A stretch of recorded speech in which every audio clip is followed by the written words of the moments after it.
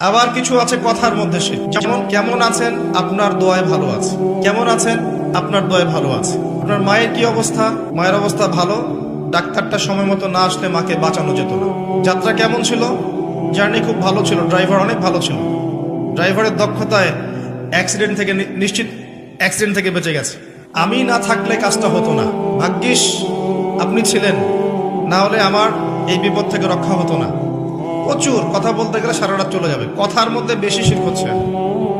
এমনকি অনেক গানের লিরিক্স দেখবেন, তোমাকে ছাড়া বাঁচবো না, তুমি আমার জীবন, তুমি আমার মরণ, এ ধরনের কথা আছে না?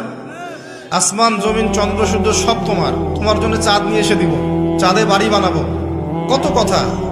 এই শিরিক এবং তাওহীদটাকে শেখেন।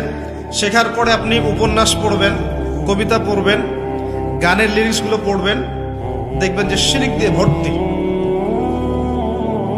এমনি এমনি আল্লাহ পাক বিষয়গুলোকে হারাম করেন না, এখানে শিরক আছে, অনেক ক্ষেত্রে কুফরি কথা আছে, অনেক ক্ষেত্রে আবার ভক্তি প্রদর্শন করতে গিয়ে অতি ভক্তি হয়ে যাচ্ছে, আর হারাম ইনস্ট্রুমেন্ট তো আছেই। সব মিলিয়ে এই বিষয়টা হারাম।